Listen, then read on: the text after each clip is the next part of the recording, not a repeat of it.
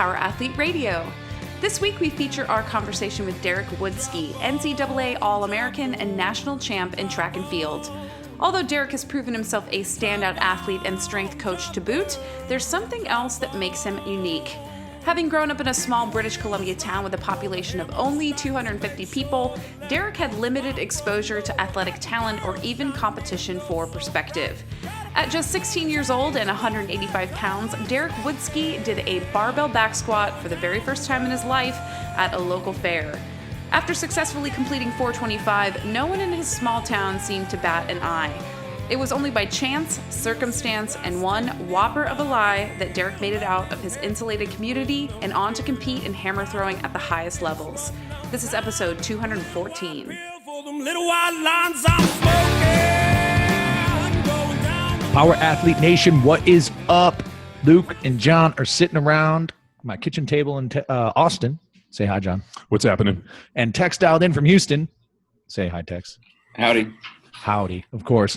Mr. fucking Mosey with his southern drawl. You know, the one thing I realized about the southern accent is very attractive on women, and it makes dudes sound like idiots. Unless they say, you dumb motherfucker, then you kind of feel like... Yeah. Well, Tom doesn't really have a southern accent. He just has that like gritty construction of smoked 1,000 cigarettes Texas accent, which kind of sounds like John Wayne in the Cowboys. And I love when I believe it's called rasp. He's got a rasp. And my favorite is when he leads in with like, John, I'm not going to tell you you're being a dipshit right now, but, you know. You're a fucking asshole. Ladies and gentlemen, this is another episode of the premier podcast in strength and conditioning. Power Athlete Radio. One quick brief update. I'm pretty stoked as speaker list is building for, John, complete my sentence. The Power Athlete Symposium 2017. Yeah, 2017. 2017. We'll get that. Yeah. So, ladies and gentlemen, if you want to learn more about that, we're going to have a killer lineup, tons of guests. Going to be out here in Austin, Texas, powerathletehq.com/symposium. Almost forgot it. Yeah, we're kind of tag teaming locations. We're going to have a lot of the lectures and just presentations at a local hotel in a nice ballroom with kind of a cool gig, and then all the practical will actually be at the new Power Athlete HQ. That's right.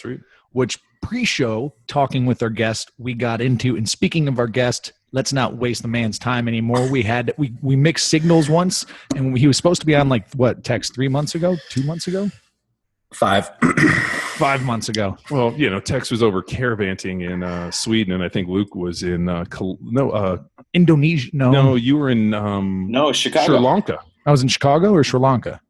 Chicago. Same thing. It's like we finish each other's sandwiches. If it makes you guys feel any better, I was in Saudi Arabia, so I don't think it would have worked anyway. There you go. Oh, you were calling it. I'm calling it from Saudi Arabia. And ladies and gentlemen, we have Derek Woodske on the line. Mr. Woodske is an NCAA All-American. No big deal. That's kind of like a D3 All-Star, people. National champion, represented Canadian national team, broke some records, holds some records. And that's all I'm going to say because, Derek, this is the time we pass the baton to you, so you can get 3 or 4 sentences before John takes the show. Go fuck yourself, dude. Go. Right. Well, thanks, guys, for having me on. Yeah, my athletic career did start in Canada, and then I was recruited down into the United States.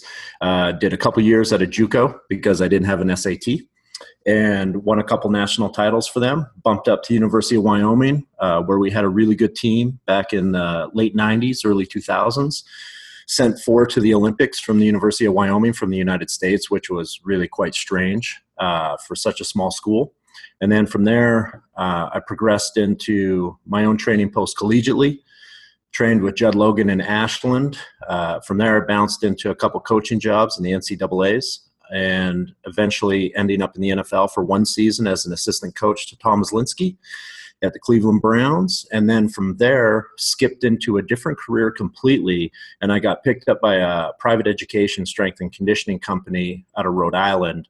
And for the next probably 3.5 years, I traveled around the world teaching their curriculum. At which point I was lecturing in a location in Manchester, UK. And I had a unique job opportunity come up to go back to full-time coaching, but for one private client. And for the last 3 years, I've been working exclusively with an athlete in the Middle East and some other stuff slightly associated to the health and well-being over safety. So it's been a bit of an interesting journey. No, I mean, and I think a brief summary of that, right? So We came across you, or most recently came across you at Summer Strong 10 at Sorinex, and gave a killer lecture on just kind of like a high level approach to, I guess, simple term, goal setting. Sure. I think it was. I mean, I've always struggled to be 100% honest with the concept of goal setting. I grew up in a town about 250 people in British Columbia, a little logging town, right? What's the name of the town for those? For sure. So I grew up in a town that was called Parson, British Columbia. It's best. Where is that? Okay, so this is where it gets isolating. So we were about 2.5 hours west on the western slope of the Rocky Mountains from Banff Lake, Louise. Okay. So the easiest way to get there would have been to fly into Calgary, Alberta, jump in a car and drive west through the Rockies. To this day, there's about an hour of the drive where there's no radio signal, right? And then you pop out of the Rockies and you end up in what's called the Columbia Valley Basin. And the Columbia Valley Basin is just this isolated mountain valley in sort of the southeastern part of British Columbia. So, my mom's from Lethbridge. Oh, no kidding. Oh, yeah. So from Lethbridge. Yeah, no, and my aunt and uncle lived in Edmonton, and now they all live in Vancouver, and all my cousins live on the island in Victoria and also in Nanaimo. So you know this area. Dude, I know Lake Louise real well, man. We used to go skiing at Banff every year, and dude, I've driven all over that whole place. So it's beautiful. Calgary Stampede and the whole deal, and everywhere west. Absolutely, yeah. So it's very familiar to you, and people that haven't had a chance to experience that part of, just think of it as an extension of the Pacific Northwest for those that have a hard time geographically. But it's like it's quite an untouched piece of the earth to this day. Like, it's starting to pick up. Like, tourism in that area has exploded in the last decade. But I go home and see my parents in Invermere. It's still the same conversations they were having 20 years ago in that part of the world. The only difference is they have cell phones, but other than that, it's pretty much what it is. It's a hunting community. It's an industry community. People still struggle to figure out how to get out of the community unless they played sports. We'll throw some hockey players out every once in a while. A guy like me bounces out every once in a while. Skiers, obviously that was the first sport I ever competed in competitively, was snow skiing. So it's a bit of a different way to grow up. But where that sort of stemmed to with the presentation I gave at Sorinex with the goal setting was it's hard to goal set when you actually have no concept of, like, you can sit here and be like, oh, I have a dream of doing this, or I'm going to set these goals and achieve that. But if the only standard that you've ever experienced pre-internet age is, if you're lucky, you get 100 miles from where you grew up, which is just another town equally as isolated, well, goal setting doesn't always work so well because there's no framework to put it in. And so my experience taught me over the years with how I sort of went about goal setting is you do have to isolate the big picture goal setting, or what I refer to as like a macro style of a goal setting, which is conceptual, just like strength and conditioning. It's a theory of an idea. But then you just have to, like, sort of grind away in almost isolation, right? Like, and if you're lucky, you're going to get a couple breaks. And I always tell people, it's like, there's all sorts of bullshit that people talk about, like, luck is when preparation meets opportunity and all that stuff. And to a degree, that's true. But everyone that I've met that sort of come from these really isolated places, they just work really hard almost at a task that doesn't really have a logical outcome. Throwing a hammer in my town had no logical outcome. There was no reason for anyone to think that would ever take you anywhere. And if you just keep grinding and keep working and don't get too distracted, it does appear that strange things happen and weird doors will open. Mm-hmm. And that's what happened to me. So I was training post high school. I took a year off because I was okay coming out of high school, but compared to the American standard that goes into the collegiate system, I was very average, right? Now, what wasn't average, but there was no way for me to know in a town of 250 people. And I never used to talk about this when I lectured on strength and conditioning, because it would start to turn personal trainers' brains off. The reason being is they would be like, immediately jump on this. Oh, he's always been strong. Maybe he doesn't know what he's talking about. Bullshit. So, but it's a true fact, I didn't understand who I was or where I was coming from because I had no relationship to the world, being so isolated.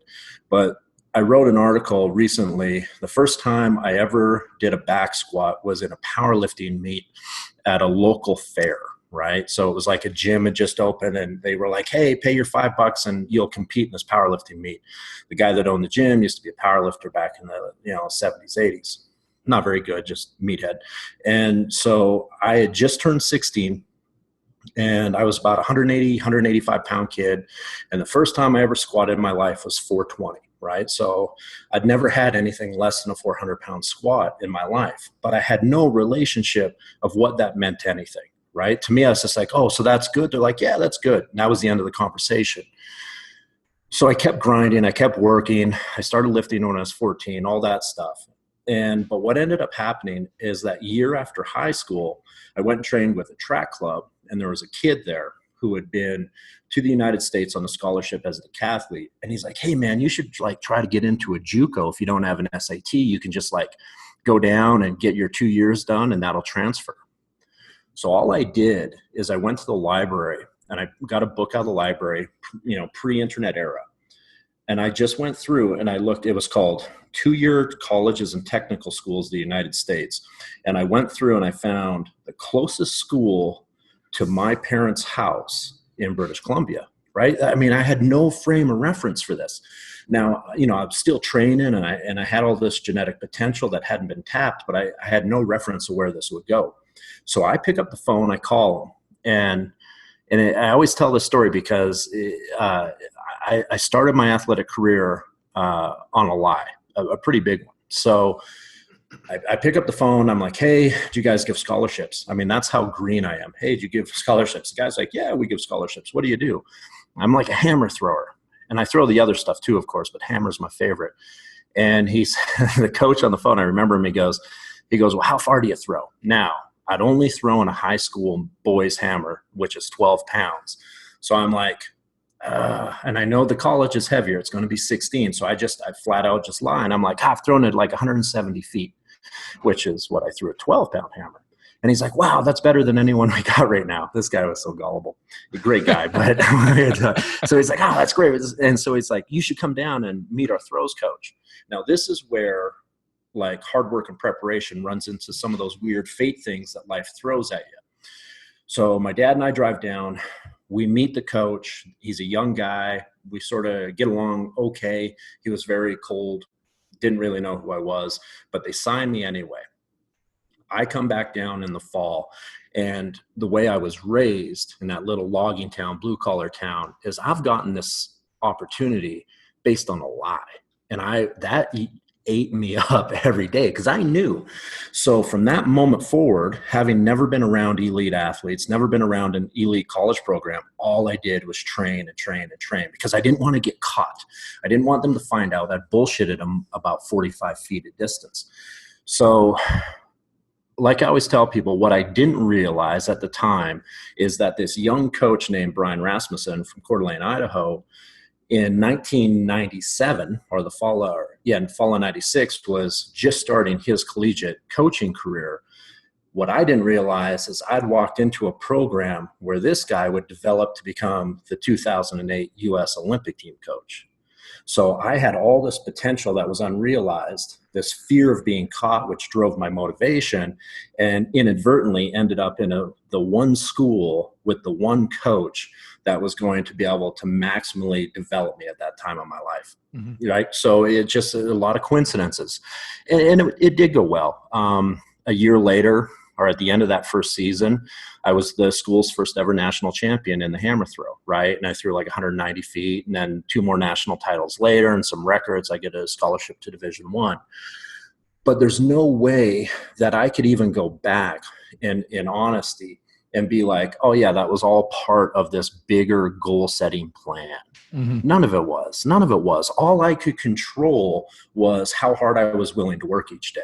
But I couldn't control Bud Rasmussen becoming the Olympic coach and having that potential on the front side. I couldn't control picking up the phone and calling Coeur d'Alene, Idaho later finding out that coach never answers his phone. I mean, that guy never answered a phone a day in his life, but maybe my call, right?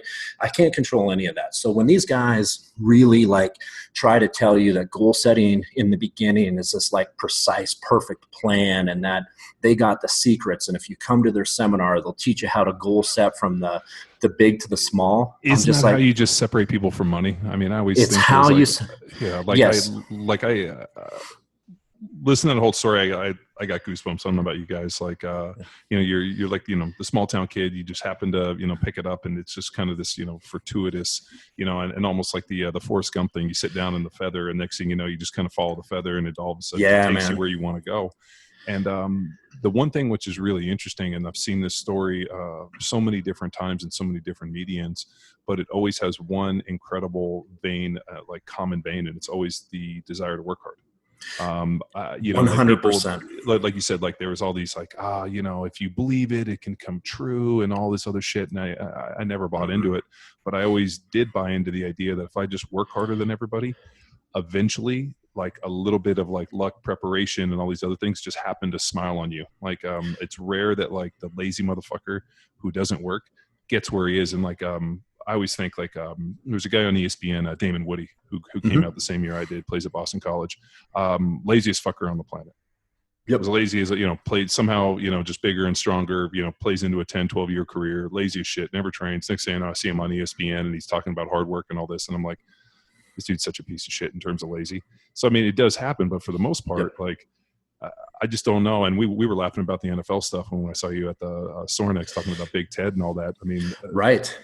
But I always think for a lot of those dudes, like, they just happen to show up and it just, fits into it. I was like dudes like us, like my story's more similar to yours than these guys, So right. Just. And it makes perfect sense. And as I progressed along and started to get to those higher levels and get surrounded by like elite mentalities, guys like yourself, when I worked in the NFL, I remember clearly. So Willie McGinnis, when he finished out his career in Cleveland, he was sort of in a weird situation. So he would come in and train on his own in the morning, didn't follow the same team program for a lot of reasons, But I'll tell you what, that guy was there on the clock at 6 a.m. And he was just one of those guys that believed you just got in and you put in the work. But you know what really struck me funny about him, and I'm sure he's got a fleet of awesome cars. He refused, No, he does. He does. And he's got great jewelry too. I played great jewelry, right? But the thing that I always remember about Mac when we were in Cleveland was two things. One is he said never call him by his government name, so it was always Mac, right? So that I learned that right away. And two is he refused in Cleveland, Ohio, to drive one of his cars, so he always drove a base model Chevy 1500, and he referred to it as his work truck, and that's what he would drive to and from the stadium in Cleveland. And I remember just thinking of all the guys on the team and some of these young rookies that we had that made it barely a year, maybe 2 years, and then just dissolved into the ether of Shitsville. When I looked at him compared to them, everything about his personality was different, 100%. And it's like if they could have just been aware enough, and that's something I always hammer athletes with and myself, is it's one thing to be aware of yourself and how you interact with the world around you. It's another thing to also be aware of how other people and how they're interacting with you could benefit. And so many people get so, centralized on themselves, especially in the fucking social media nightmare we live in now, that we don't take a moment to step back anymore and be like, all right, Mac has been in the league for over a decade. Even with injuries, he's still starting ahead of me. What can I steal from Mac at this point in my career that could help me play for 10 years?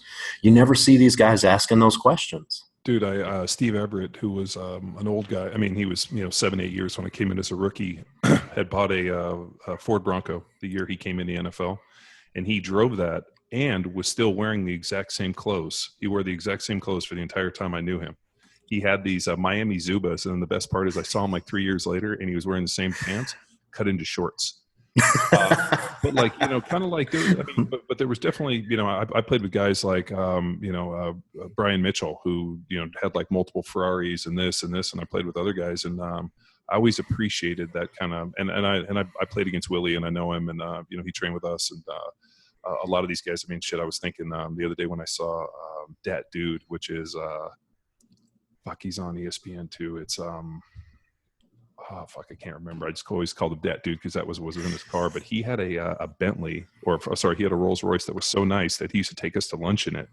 And I remember I'd get in the car and I'd always like get a towel out. He's like, "What are you doing?" I'm like, "Dude, I don't want to get these seats stained, dude. These seats are like $8,000 a piece." Fuck it, dude. He's like, "You know what? It's just money." And like, but there's always that mentality. And like you talked about, like, Ted Washington or a lot of some of those guys. So I mean, it's just the strange dichotomy. But I always appreciated the, get up, go to work, no bullshit mentality. And those guys survive a lot longer than the other guys do. And the problem is young guys kind of gravitate, which way do they want to go? Do they want to go where, hey man, I'm making, 400,000 and I just dropped 200 grand on this car?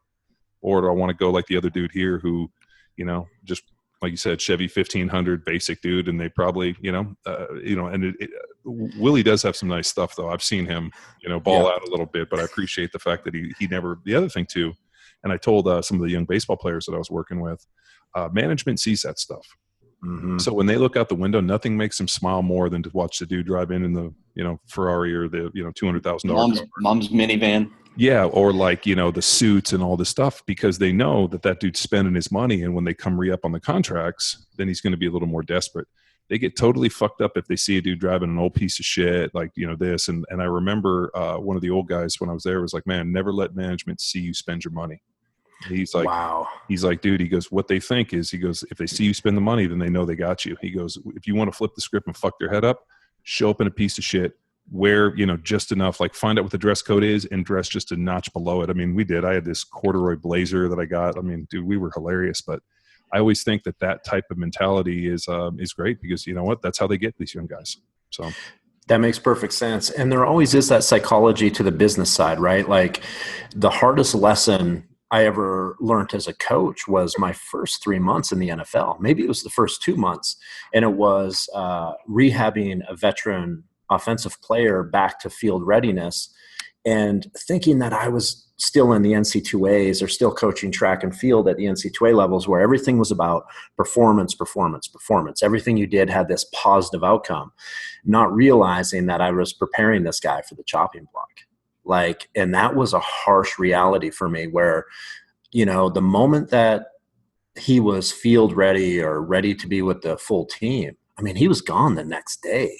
So that's so they can't cut you if you're hurt, and you know this. So what they do is they get guys back, and if they can get you on film playing, then they can cut you because you're obviously healthy enough to get on the field. We had a similar dude. We had a guy named Scott Peters, and Scott had this fucked up ankle. And I remember in the last preseason game, they were like pushing him, like, "Dude, we got to get you back out there, man. We need to see what you are to evaluate you." So I see him, and he's like fucking warming up, and I'm like, "What the fuck are you doing?"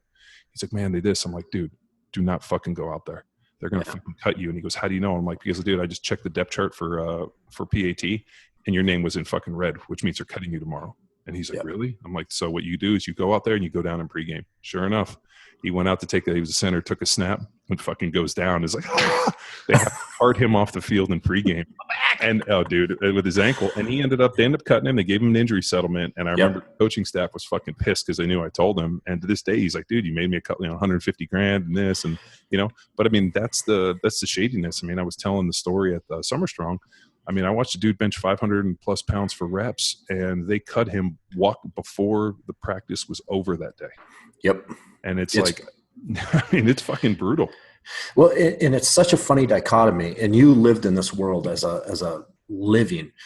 It's okay. So this is how I always used to describe it. So say on a Monday, you have a guy that literally walks the earth in that facility or maybe the city you're in as a superstar, as a giant, as someone that's bigger than life. And then if he doesn't fit what they're looking for that team and they remove him, this was the thing that always struck me. It was, so on Monday, he's a giant. On Tuesday, like 2 intern assholes from upstairs are following him around so he doesn't take his playbook. And these 2 kids are maybe still in college, 19 years old, and they have more power and authority now over this giant than anybody else in that building. And now he's walking through the building holding a black garbage bag of stuff. That fall is so fucking fast and swift. It almost defies logic. And it's hard to explain to people that have never seen it because it's gut wrenching. Dude, the fucking garbage bag is universal because fuck you, we're not giving you a real bag. Fuck off, you know. So let's throw your shit in a garbage bag. When I got released by the Patriots, and then when I ended up failing, they didn't even let me go get my shit. They met me at the door with a box, and I was like, "Oh, motherfuckers!" They took all my shorts and all the shit. They just fucking literally like, "What'd you come with? You came with your fucking pads and your shoes and like a few things." They didn't even fucking give me back like my socks, like nothing. Like it was like 2 items. Go fuck yourself. Kick rocks. And I was like, brutal. You know what though? It's the thing which is good is you make no illusions about it. And I think with a lot of young guys is they make illusions. They like think that this is anything but, and you get slapped with that cold hard realization, and then you end up like a guy like Willie McGinnis, who's like, "This is my work truck because I'm going to work. I get fired at any point." And I think the interesting thing, and like to kind of pull it back with the goal setting stuff, I watched a lot of young guys come through for a lot of years with these massive fucking goals. It was like, I'm going to do this. I want to fucking rewrite the game. They're going to do this. I'm going to get paid fucking $10 million up front and, $10 million a year. And I listened to all these things. And a very few amount of those guys that had these big grandiose dreams ever lasted very long. I remember sitting in training camp and like the dudes that were like, I just want to be here tomorrow. I'm going to whip somebody's ass at practice so I can get up and eat breakfast tomorrow to try to do it again. And I think those small little pieces, and like that's the shit that kind of bothers me a little bit, especially when you hear all this fucking internet goal setting, life coach bullshit. They're like, if you can dream it, you can live it, and all this other shit. Right. And then they ask me, I'm like, man, I never dreamed of playing in the NFL. I just wanted to win that day so I could get another opportunity to win tomorrow. And it just so happened that mentality took me from high school to college into a decade in the NFL. And exactly grandiose, like I wasn't fucking 14 years old telling my mom one day, I'm going to play in the NFL. I didn't fucking know that shit. I didn't know anybody played in the NFL. Nope. My brothers played college football, but like we didn't know anybody. So it was like, oh shit, they're going to pay me to go to college. And I went to college and I kind of sucked. And then all of a sudden I didn't want to suck. So I didn't suck. And you kind of start this little piece, but like, even with, I think about, people ask me about our company and Power Athlete and this, and I'm like, dude, we're all about, whatever the next big piece is. And I think you got to keep your eye on the bigger prize. But at the end of the day, like, you think about it, you're a small town kid from a logging thing in British Columbia. And you're like, I just wanted to get the fuck out of here and go throw the hammer. And then, you just happen to go to the right spot. And then all of a sudden these things kind of start, kind of wielding together. And it's more realistic to me to hear this than a lot of this other bullshit. It is. And it's a lot of bullshit, man, because the stuff that I've talked about a little bit in the past, but I make no illusions to.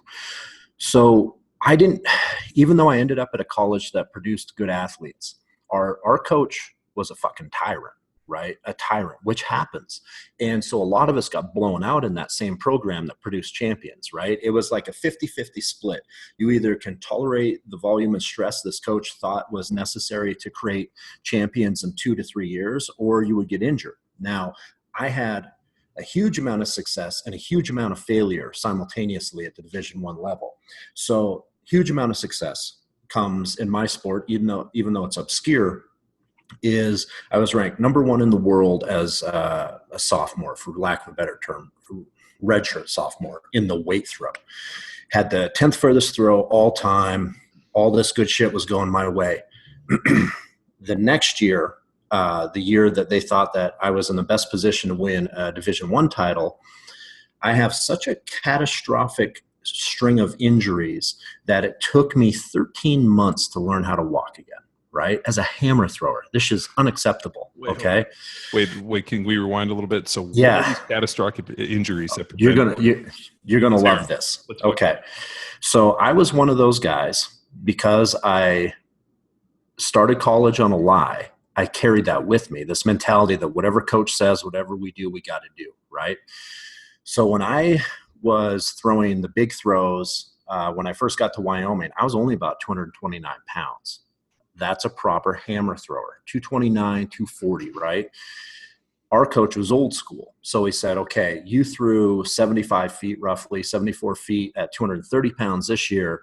Man, if you can go home this summer and right? And you can get up I heard to this exact conversation. I've had it's this. coming. It's coming. If you can go home this summer and you can get up to say 265, 270, man, that'll be the difference, right? So I go home and I put on a shitload of nasty, along with some good weight because I lifted hard, and I roll back in, super exceeding coach's expectations at a whopping 280, right?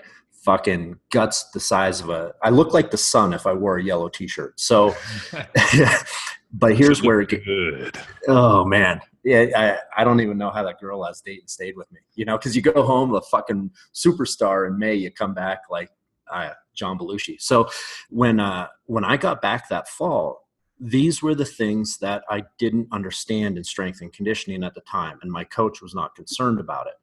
So I was gifted with one attribute along with strength and power development, and that was a big vertical jump. Where it came from, probably my father, but somewhere along the way.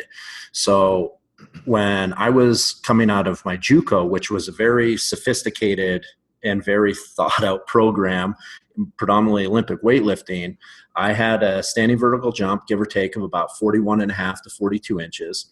And I was sitting typically around 225 in body weight. So when I got up and hit that 280, then I started to lose when I got to college. And by like late September, early October, I was down to probably 268. And I know when we did our team testing, my standing vertical jump had only dropped about 39.5. So even though I dumped all this body weight on my body, the 40 pounds, I hadn't really lost too much off my vertical jump. So the first injury that showed up in October was a severe Jones fracture on my left foot. So I rolled up on a toe board, thrown a shot put, and broke the metatarsals on my left foot. They go in. Well, let me prelude this because it's a strength podcast. You guys will appreciate this. So on Tuesday of that week, we did testing. And I went into the weight room at like that high 260s, and I squatted 600 for 6. So I was quite strong at that time. Then go out, blow my foot out, break it in half, yada, yada, yada.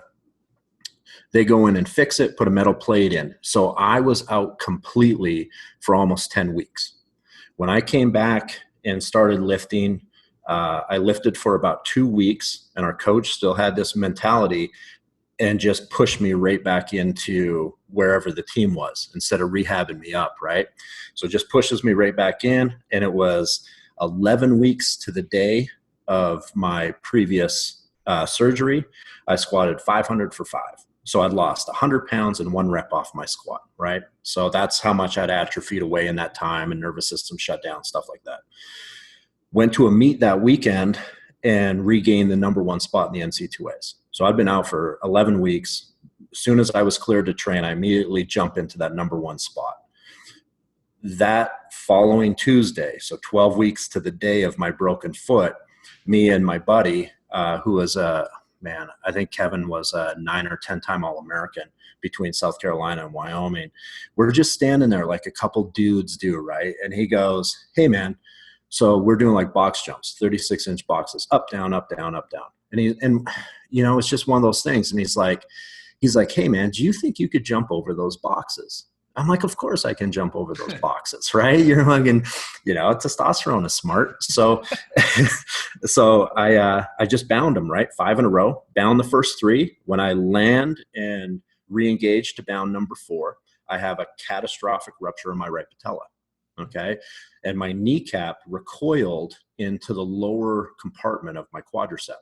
So, when you get the prepatellar ligament down below the patella, bone, that usually ruptures with a patella ligament rupture, right? And that prepatellar ligament blows out. Somehow, to the magic of my ability, I ruptured my patella more like a quadricep / patella rupture, where it went right across the center of my patella top half. You had a mid-patellar rupture. Yes. With a torn. Did you tear the retinaculum as well? I never asked. Because you're talking probably about the only other person that had a mid-patellar rupture. So Did you do it that way too? Yeah, I had a mid-patellar rupture the retinaculum, And when that happened, my fucking kneecap shot up about into your leg. Yeah, it shot up, but it didn't go straight. It like came in and it was sitting like where my VMO was. And I'm like, I'm okay. I could see my VMO. And they're like, no, it's your fucking kneecap. Same thing. Yeah. Right. So, hey, we're related. So Twins. Twins, I mean, man. you are Canadian. So, I mean, that is true. It makes sense. You know, but. And so that one. Well, no, I mean, and the crazy part is you're the only other person that I've ever met that actually ruptured mid patella. Everybody else ruptured quadricep, either at the base or at the top where it attaches. Very few, because it's the only thing that they told me is the only reason that happens is when there's so much eccentric like force within it that they said, you know, like it'll rupture at weak points and like. For some reason, the guy's like there was a lot of stored energy within that tendon, so that's crazy. It's crazy, right? And so when that blew out, the way they corrected mine is they created a wire system. So they wrapped wire around the back of my patella and then drilled a hole through my tibia and then created a false ligament. And then they grafted my quadricep tendon over and then thickened it and put it all back together. And that took forever to come back from. Like that, like it was, and it's one of those weird phenomenon where 13 months later, I pull out an All-American in the hammer throw off that knee, but I could not jog or run. Like it's just one of those weird, lucky things about how the hammer throw is that I was able to keep that stationary right side. And and so that was my college career. So I was able to go through all of that. And then after all those injuries, when I transferred out and started training post-collegiately with Judd Logan and Ashland, is when I eventually broke the Canadian national record and really had all my national team success. But it was post-patella tendon rupture. Dude, I ruptured mine the the end of the first half of my first NFL start as a rookie. No shit. Yeah, and I remember it ruptured, and they carted me off, and the doctor came in, and he was like, you ruptured patellar tendon. You know, we're looking at these X-rays. This is your kneecap, and he's showing me, and the guy kind of shrugged his shoulders and said, "I've never seen anybody come back from this injury. Frankly, I've never seen anybody with a mid-patellar rupture. I've only seen this, but the guys that had the ruptures, that nobody's ever come back." Yep. And my parents were in there, and I remember I look over, and my mom, who, if you get these guys know my mom, but you don't. My mom is like the fucking hardest woman in the world, just fucking stone face. And I look over, and I can see one tear stream down my dad's face, and I was like, I'd never seen my dad cry in my life, and I was a one tear, and I was like, motherfucker. And I couldn't get out of bed for 3 weeks, couldn't bend my knee for 3 months, and made zero progress for 6 months. And then somehow something came back, and I ended up starting that next year. And went on and played for the rest of my NFL career with it. You know, that story to me is extremely relatable because I had a very similar experience following that injury. And that injury in particular, even more so than 3 years ago when I almost lost my foot with a bacteria infection, that injury, the knee injury, was psychologically very complex to me. Like when I look back on it, I'm like, maybe because I was younger, whatever. I just immediately started trying to overcome it. And I did, but it's one of those things now where I'm out. So I did that in 2000. So it cost me 2000 and 2004 Olympics, in all honesty. Like when people say, well, why didn't you make it back in time for the 04 Olympics? And it's like, well, it's hard to make it from a country that doesn't fund shit, Canada. But on top of it, I really wasn't back into full training until 02. So I wasn't able to really have enough time. So that's why like my national records and all my big performances came in 05. So I missed that Olympics by a year, and then 06, May Team Canada. But you know, who are we kidding? It's hammer throwing. Eventually you got to get a job, right? So at 30 years of age, I was like, yeah, you know what? I came back. I proved to myself that I could be the best Canadian in history at this event for a short period until my buddy Jimmy knocked me off. And I was able to do it off this bullshit knee. That's good enough for me, you know? And I was able to come back off of that patella tendon rupture training under Judd and got back down to a proper hammer thrower's body weight of about 240, 245. And I still was able to get back up to a two-step approach, 40-inch vertical jump off of that. But it was man, it was a process getting through that knee injury for sure. That was Dude, a weird one. I'm more amazed by the 40-inch standing vertical jump. Two-step approach. I've only met a handful of people that could vertical or had a vertical jump of over 40 inches. Yeah. Only one of them was white. And I think, what about a 249-pound white guy? The only other, and ironically, I was watching when we had Matt Vincent on when Luke wasn't here. We were rapping about what was it? His name, Rain Gunter. Man. No, Gunter. The Warner Gunther. Warner Gunther. And so I'd seen his videos. I mean, everybody's seen it, but like Matt's seen it recently, and I was watching it, and what people forget is that dude's like 6'7", like 315, and the most explosive human being on the planet. And I think he had like a 40-some inch, standing. He did. So yeah, he was a shocking human. Yeah, I mean, amazing. If you've never seen him, amazing mustache, even better mullet, and his fucking training videos are absolutely insane. Like you watch it and you're like, "There's no way," and then you learn the dude's like 315. You're like, "Holy fuck, this dude is a savage." Yeah, you know what's funny about that video? The Warner Gunther video used to make its circulation back in the days of the VHS tape, right? So, and it was almost handed off like a fucking bag of drugs at track meets. Like somebody would like, they give it to you. Yeah, and then you would take it. And I remember NCAA's indoors in Arkansas, the best shot putter in the country was this guy from Denmark, Joachim Olsen, who was a fucking freak show.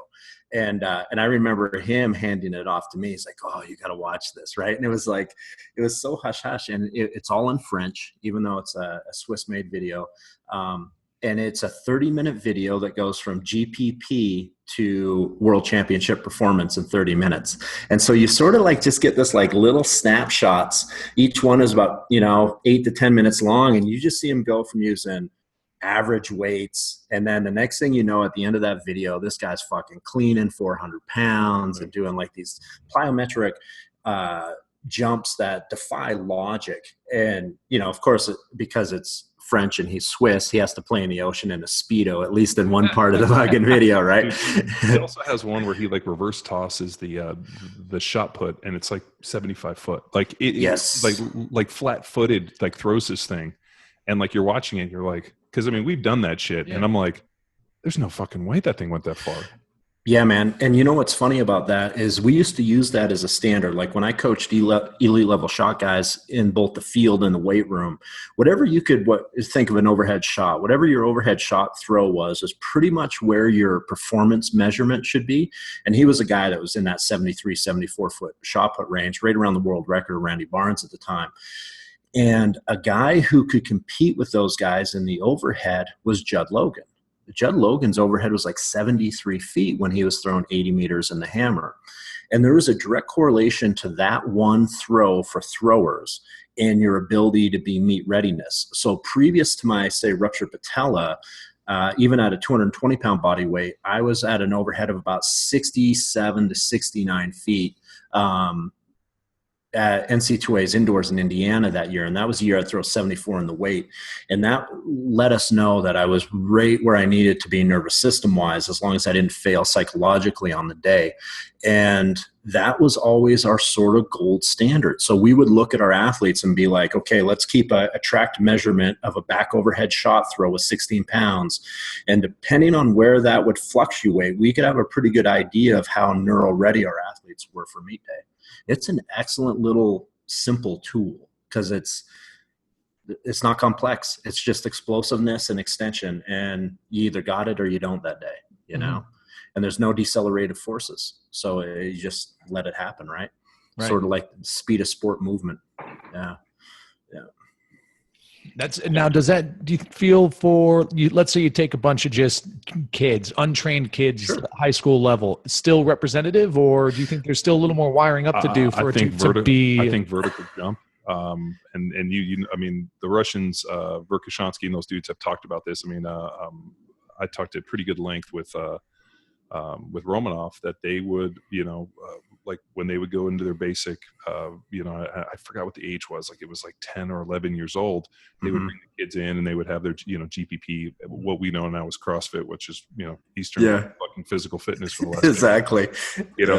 Like side story, Bob Sapp, who's one of my buddies, was filming Conan the Barbarian in Romania, and they like went to this local school to go like visit the kids, and it was this big deal. And he calls me and he's like, dude, there's CrossFit here in Romania. And I'm like, what are you talking about? He's like, we went to this school and these kids were like, playing with kettlebells and running around on the track and doing tumbling, and they had gymnastics and all this. And he's laying it out. I'm like, nah, dude, that's Eastern Bloc fucking training for the last 50 years. 100%. That people got. But long story short, so at a certain age, they bring the kids in and they would have them test vertical jumps. And the vertical jump, you think about the ability to, generate speed, eccentric, concentric accentuation, all those things, those factors for the central nervous system for untrained individuals, all being equal, was a great, distinguisher between it. I mean, I guess if you would, and I remember Mark Ripton, I talked about this. Mm-hmm. He said that if you were to take kids and basically section them off based upon vertical jump at a pretty early age, you could guess who was going to do pretty well. Like, for example, you had a kid who comes in and has like an 18-inch vertical. And, are you going to waste time on him in an Olympic lifting situation? Whereas you might have an untrained kid that has like a 27 or a 30-inch vertical. I mean, the NFL was too. When we went to the combine, I remember my offensive line coach telling him, I verted, I think like 31 and a half or 32 at 317, which was way too fucking heavy for me. And he's like, we only wanted to draft guys that had over 30-inch verticals. Hey guys, sorry to interrupt the program, but I am here to speak with you briefly about something that I've been doing since the mid-1980s, and that is eating food. That's right, for over 30 years, I have mastered the art of consuming calories. And some people might say, wow, Callie, that's really amazing. What a forward-thinking pioneer you are. And to those people, I say, thank you, I know. But to be fair, it's something I enjoy doing, and I also do it so that I don't die. Over the years, however, shit has gotten complicated. I've become more concerned about micros, macros, medium-Os, and where my food is sourced. Well, that's why services like Raw Living Foods exists. They offer personalized meal plans and meal deliveries to complement your training goals. So whether you're too busy to weigh and measure your food, or you find some sort of weird satisfaction in knowing that someone else is slaving away to provide you with a tasty meal, you can visit rawlivingfoods.org. But a little warning, make sure you have your credit card ready, because those pictures are going to make your mouth water. You're going to want to take advantage of their delicious deals today. Now back to the show. Right. So I think you're hitting it right on the head, because when I look back at that whole period retrospectively, because I didn't have any guiding, I can look back on it now as a 40-year-old coach and be like, oh shit, if I had spotted me, this is what I would have spotted. So like I said about that 420 back squat at 16, that came after the fact that when I was like 14 years old, like 5'10" at the time, because I'm only 6'1" now. So when I was 5'10", 14-year-old, I remember distinctly at the end of that year of school, walking through the gymnasium in a pair of like jeans, probably tight rolled at the bottom like a fucking douchebag. But I was not French cuff. I mean, is that the one where you like? Yeah, where you? No, they were pegged. They were pegged where you folded them over and you rolled, because we're the same age. I know exactly what he's talking about. Oh, you know what I'm talking? Yes, man. No, we call them pegging your pants. I mean, I know you guys call pegging something else, and because I know you guys are fucking weirdos. That's your vampire friends. Yeah. Peg. What was the peg? What do you and your buddies do when you peg each other? What is that? Sticking your dicks in each other's butts or something? No, that's when I think. No, that's jam and jelly. Oh, yeah. I'm sorry. Yeah, what's the difference between jam and jelly, John? You can't jelly your finger in your buddy's butt. That's the joke. So back in the day of pegged pants and fucking boat shoes in school, I remember walking through a gymnasium and grabbing a volleyball and being able to like two-step and dunk it, right? So what would have that been back then? Like 37, 38-inch vertical with never having back squatted in my life, right? So that's when you talk about like the ability to be reactive or strong or have stretch shortening cycles like genetically ingrained in a human being. So I would have displayed that. Where does that come from? Was it nature versus nurture? A little of both. My dad was a high jumper in high school, but never had opportunity beyond. But I started competing in downhill and freestyle skiing at like 9 or 10. And then the one thing I always tell people that a lot of people never think about with that nature side of it, I live, pretty rural. So for me, every day I used to jump on a trampoline all summer long. just jump and jump and jump, because we had nothing else to do. If I wasn't riding my motorcycle or water skiing, I was on a trampoline or, whatever, because it's fucking boring. So, and when I look back and like, okay, so where did this development, this long-term, like, child development into strength performance come from? It's all those little micros, right? And what about like hard work? Like did you guys grow up any, I don't know, like the one thing which was universally true for playing the NFL, that there were certain guys that had grown up in kind of rural farm man, that just had, and I mean, dude, our program's called Field Strong for that very reason, because I played with dudes that were weight room strong and I played guys that were field strong. And weight room strong doesn't get you fucking paid. Field strength gets you paid. And, like I said, that dude benching 500 for reps and getting cut walking off the field. I mean,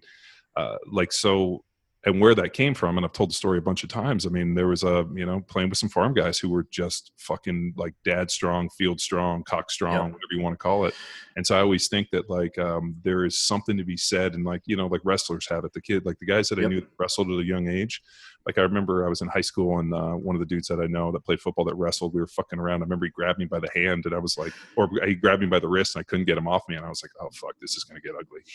And I mean, but like I think people growing up in that environment, where you have to do maybe more manual labor stuff. I mean, maybe just have, because that's, if you go back a little bit in history, and if you get, for those of you guys listening that are history buffs, especially with strength conditioning, if you go read the stories about Louis Suhr and some of the early strongmen, they always grew up in these. I mean, that's how they found Alexiev. I mean, he was digging coal in Siberia, and there's a story about this, kid who was 10 or 12 years old that was stronger than the men, or Louis Suhr, who worked in a bakery and had to lift like these 350-pound sacks of flour and carry them around. And the dude was like 8 years old lifting these things, and then becomes this world champion strongman. So I think there's something to be said about that. So any of that in the lineage? Yeah, man, 100%. So of course we had to chop wood a lot, pack wood a lot. So, everything was, but it's funny because when I look back at that as a kid, like when farm season came, because my parents weren't farmers, but a lot of our neighbors were, and they used to still have to bale hay by hand to put it in the back of the pickup truck, right? Like they didn't have the big combines and things like this there. Like when they phoned and you're like 10, 9, 11, 12, whatever the age is, and they're like, hey, we're going down to, Nick Chomiak's field to do some farming. Do you guys want to go? You couldn't wait to go fuck around in the field throwing hay bales around. You never even thought about it as work. You just were like, oh yeah, man, we're going to drive dad's truck. We're going to throw, like, it was fun, but it was really demanding activity. And it's funny when I look back on that, and I look back on my grandfather and his generation and all of these things. I remember a distinct story. I had a Swedish grandfather on my mother's side, and one of the stories about him in the logging camps is to make beer money, he used to grab because you hear these stories. There's another very famous guy that could do it as a showman, but he used to pick up the horn of an anvil with one hand and hold it out, and that's how he would get his beer money at the logging camps. Wait, anvil held. Yeah, so he would grab it like. So was he picking it up this way, or was he holding it like? He would hold it out in front of him. Oh, Jesus.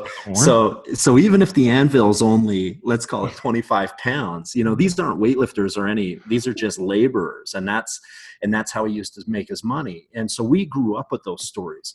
The local gunsmith who lived to be 90 that lived down the road from us, Clayton Johnson, this was his job. It's the best story I've ever had someone tell me. And he had these a big Swedish guy, huge hands, huge forearms. He was probably still only 11% body fat at 80. Like he just lived in the mountains, right? His job when he was a young man is he would work in the mines, because we had a lot of ore mining around us as well. And he would sit flat on his ass with his legs apart. And he would hold a 1-inch in diameter metal pipe. And he would hold it with two hands, one hand over the other. And so we worked with a dynamiter, and the guy would slam a sledgehammer, or two guys would slam sledgehammers onto that pipe while he held it. And then it would be like bang, bang. And then he would twist it a quarter of a turn. And then they would hit it again, and he would twist it a quarter of a turn until he put that meter-long pipe into the ground, and the whole time would be scooping the dirt out of the top of it with a spoon. That was his job. And then they would use that to pack the dynamite in it. And they use so when you meet this man in his 70s when I was a kid, and you can't figure out, like my father as well, why their hands are so massive. They have like 17-inch forearms and 14-inch biceps, right? Like they look like Popeye. So those were the images of, for lack of a better term, but that was the image of masculinity that I grew up with. Yeah. You know, the first guy my brother ever worked with in the forest, the guy was a biker, like a gang biker, Hell's Angel type of guy, but not the Hell's Angels. And he worked, one of those guys that would work all winter so he could ride all summer, right? Like he lifestyle and work were 50-50 for him. But on the landing, when he and his brother were younger, cutting trees down with a chainsaw, on the landing, they would curl their chainsaw for the whole hour. Like that's just what they did because they all wanted to have huge guns. The guy had that was the first legit 20-inch arm I ever saw in my life. Was a chainsaw wielding biker that curled his chainsaw on the landing when he wasn't falling trees. And so for me, it just was like the idea that, to be honest, and it took me a long time to get over this, I thought that I was lazy because I pursued athletics so focused that I wasn't putting time into these manual labor careers.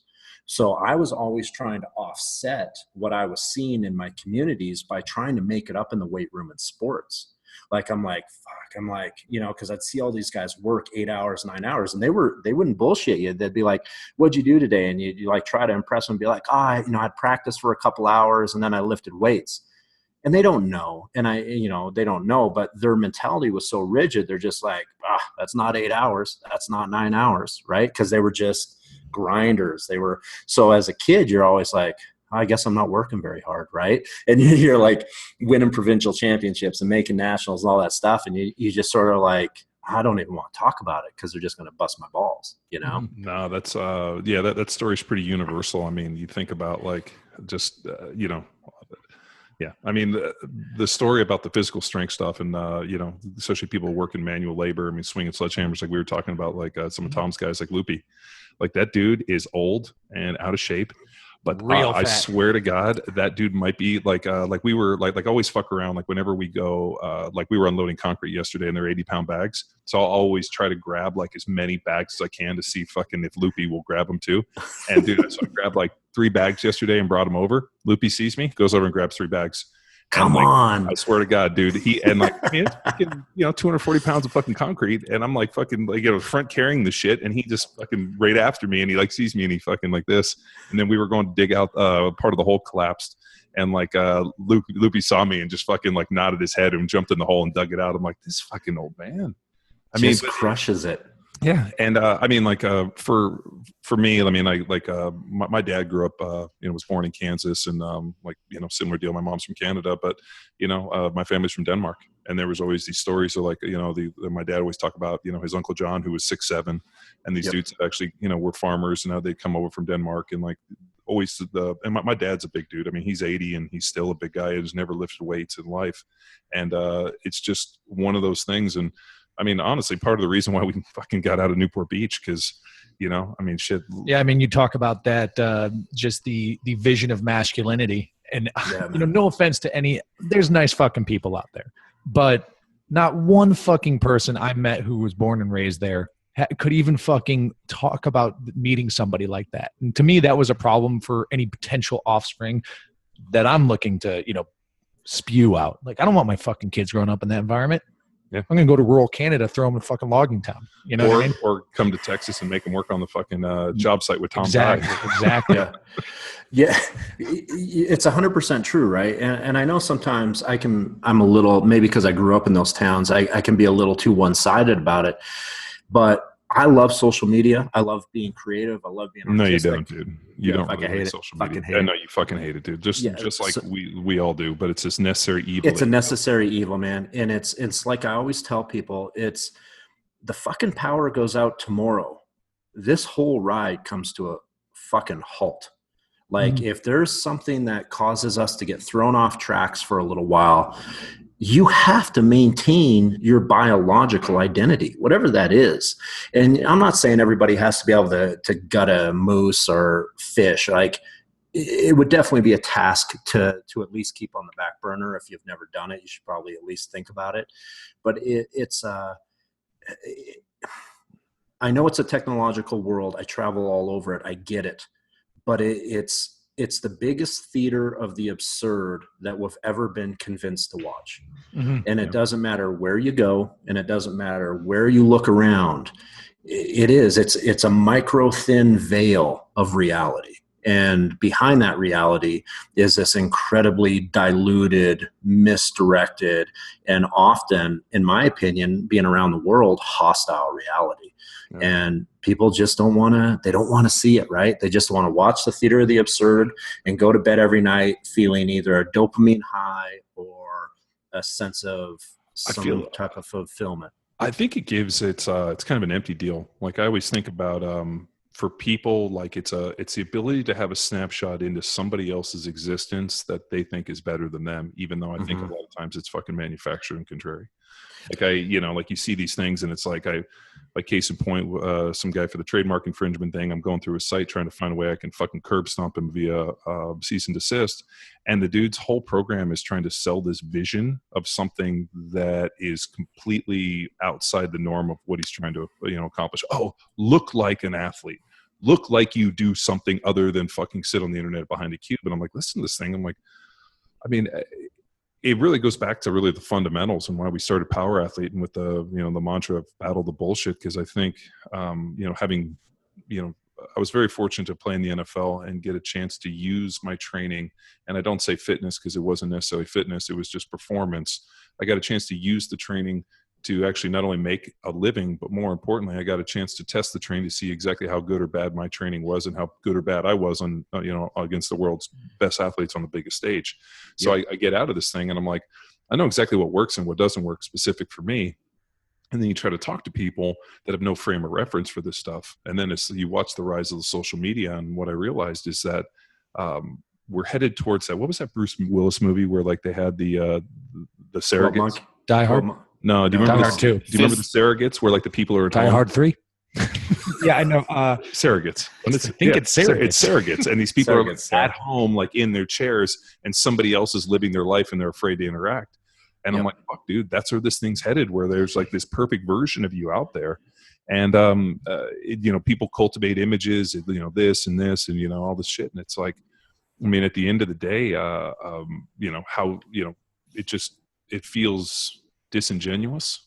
Yes. And I think what we're going to see is at some point there's going to be a backlash towards maybe something like more authentic. I think the people who act authentically, well, I'm also kind of in an echo chamber by the accounts or whatever I like and follow, right? And I'm drawn towards even if they're outside of my personal beliefs, political beliefs, whatever, I commend the authenticity of an account or what I believe to be, right? So, and I think that's what we strive for on the Power Athlete side of things is like, we're going to fucking put out anything we wouldn't do. We haven't tried, and I think that's why we're fucking taking off on this thing. And guys, like when we run across guys like Woodske, who are also salt of the earth, and just some of the other folks, like this guy seems like a real guy, Right. And Derek, you started the show with a term I really enjoy, grind away in isolation. Mm-hmm. So I think the social media is going to take away from that. A lot of athletes, a lot of younger kids in this generation. So what advice? Are you in a closet in isolation? I'm just wondering if you're in the closet. He's not getting the grind away part. He's just in isolation. Yeah. I'm stuck in a glass box of emotion. I'm going to grind away after the podcast. And you talked about self-awareness. With massive what? That's how you get forearms. So what advice? Grinding away in isolation. God damn it. Derek, what advice can you give this generation to kind of accelerate that find of self-awareness, because social media is taking away from it? Well, it's funny because like when I talk about like grinding away in isolation or growing in the shade so you can shine in the light type of bullshit, it's like when you look at that, the thing that I see, and it's happening a lot, is a lot of people are putting a huge amount of energy into becoming a jack of all trades, right? That's the new catch terms, life hacks, shortening things, getting to the top faster, being good at everything. The reality is in my opinion, most people are really only designed to master a handful of things in life. Okay. And that's not even including when a family comes along or this or that, because you have to master that, and that's got a big consequence to it. But when I talk about grinding away in isolation, and I talk about putting energy into one or two things and starting to focus specifically on an outcome, a lot of people start to feel as if that they'll go unnoticed, or that all this work, if they don't put it out on social media nowadays, or they don't put it out, they won't be recognized for it. But the reality is, you know, corporate 500s, the NFL, the Olympics, tennis, you name the sport, they don't give a shit about what your social media was. They don't care that you have mastered 27 different things and that you can put it on the internet. They care, like my brother's in the corporate world at a very high level, industry corporation. He only has one job, one focus, one goal. And that is a goal that he's become extremely, extremely effective at. When I threw the hammer, the grinding away in isolation, training into weightlifting, these things, I had to go and put that time in, and it's not going to be flashy. It's not going to have a hashtag. It's not going to have anything that people can relate to, because unless they are equally invested in that same positive grind that you're putting that energy into, they won't even understand it. So they're not going to it's not even going to be clickbait, right? The only people that would ever watch a hammer get thrown is the one that hits the guy in the outfield and becomes a YouTube disaster film, right? Which happens. Yeah, but I mean, especially the shot put, I love watching the hammer throw just for the fact that like I get to see the velocity from the start to like the throw to me, which is I always wanted to know, like, if somebody could measure the G's at which you're spinning from start to finish to where you leave. Yeah, man. I would love to see how fast you're able to get up to, like, you know, within that G-force. There is some. One of the things that's really interesting about the hammer throw, for example, we do know that a 75 plus meter hammer throw weighs roughly 900 pounds at the moment of release due to centrifugal force. Mm-hmm. Now it's momentary, right?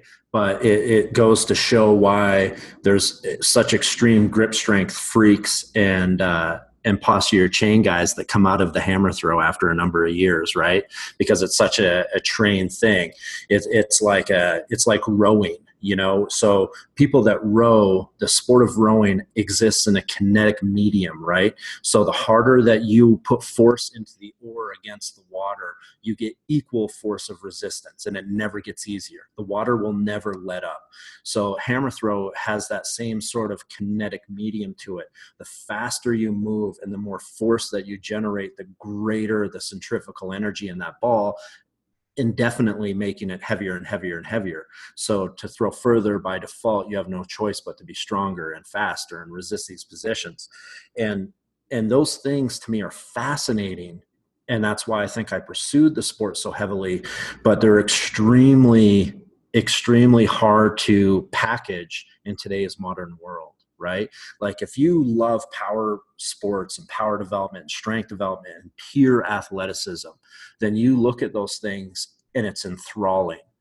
But if you just want to take a picture of your abs or a selfie shot, or like, it doesn't even matter if you make the fucking snatch, but if you can take that film of a snatch and cut out the photo where it looks like you made the snatch and put it on Instagram, you're a fucking superstar nowadays, and you are a master of nothing.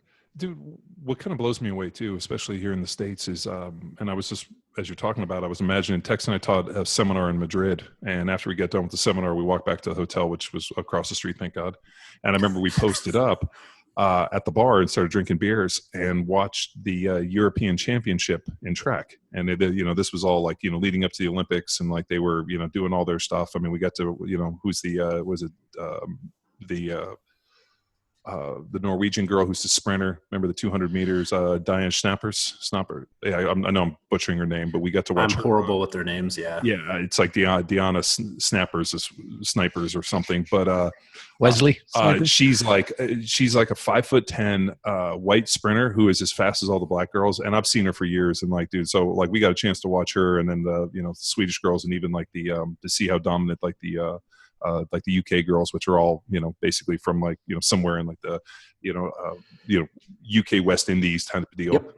But we sat there and we watched it, and to me, it's so impressive to watch people, for track and, the sprinting and the running and just everything.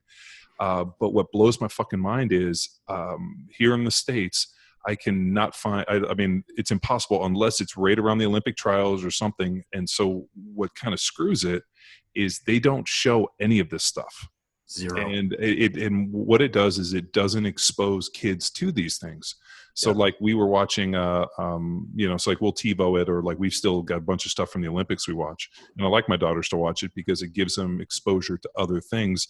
If you're watching American television, you're watching any media outlet here in the States, it's news has to do with Donald Trump, which is fucking awful. And then they have it's either it's basketball, all the big main sports, and realistically, there's no exposure to track, which is hilarious because there's probably as many kids performing and competing in track in like a junior high school level than there are just about any other sport. Yeah, I think if the stat is still the same as it was a number of years ago, track and field and soccer are still the two biggest sports in North America. And you can't watch either of them. No. And not only can you not watch them, when they do show them, and I know it's always been the complaint from the field sports, so it's not like I'm trying to like change this, but we always complain because they never showed much of the field on TV. They would show the track. The reality is the big sponsors are shoe sponsors. So they want the frequency of the swoosh, for example, to be repetitive in a person's mind. They don't care about the 10,000 meters. They care about the fact, and if you've ever watched this, you'll notice it, that they always, at least once a race, or probably more like once every 60 seconds, zoom in on the feet of a 10,000 race.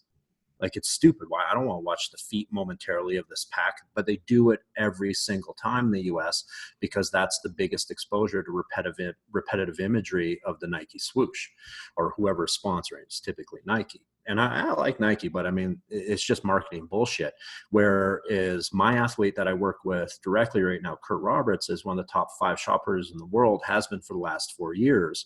Even though he's a Nike guy, he doesn't get the benefit of any of that Nike TV time, right? So Kurt has to get all of his Nike perks and kickbacks through wins and losses. Like, that's where they get their bonus money from, where a lot of runners, 400, 800, 15 and beyond, man, they get that heavy TV exposure, and that's why their contracts are bigger, because they're going to be on. And let's face it, in today's world where, okay, even though they're saying shit like strong is the new whatever for strong is the new black is the new, I'm like, I listen to these fucking ads, and the hilarious part is that the people that they're putting in the fucking ads look, I'm like, oh, fucking what we're sold here in America. It's a facade, right? It's a facade. And so because of that, we're getting this illusion. So they're always going to throw a 400-meter race on because it's more palatable, or whatever the fuck the word is, for the consumer of the American buying market, right? Because at the end of the day, it's not just buy Nike. It's buy Nike so I can look like that person, which is ridiculous because you're comparing yourself to a fucking elite level 400-meter runner. That's like trying to catch lightning in a bottle to have that type of physical, capacity, but it's ridiculous. And it's just exhausting. And it's like this fucking jack all trades, no one's a master mentality. And then you find out that all these people that are selling this social media marketing hype and these different ways to be social media giants, people are like, yeah, but they're okay. Not that Tim Ferriss is a bad guy, but Tim Ferriss, no, he's a bad guy. You can say. So it's like Tim Ferriss is selling everybody a shortcut. Man, Tim Ferriss has got it figured out. And it's like, motherfucker, let's go back to the question of awareness, the one that I was just asked about a minute ago. If you're aware of the external world, you need to become aware of the fact that Tim Ferriss is not a master of everything. Tim Ferriss is a niche market master, and what he figured out how to do is to make people believe that they can achieve anything in a shortcutted version through social media means, while ignoring the fact that you have to fucking go away and positively grind in isolation.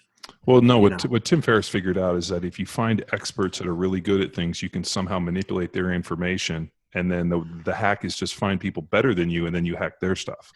I'll tell you what. And you know, the problem is that, and Luke knows this because as soon as you said it, he looked at me. Anybody who uses the word hack in relationship to what they're doing instantly fucking gets our curb stomp. Well, we repurposed the term hack to mean you're a fucking hack. Yeah, like, no, you're exactly. You're Have you worthless? You suck. You're a fucking hack. Like, for example, like, hey, Luke, let's lay some hardwood floors. You know what? We're fucking hacks, and we're gonna hack this fucking shit up, and it's gonna look like hell, but you get exactly what you paid for, which is it's free. So you guys will love this then.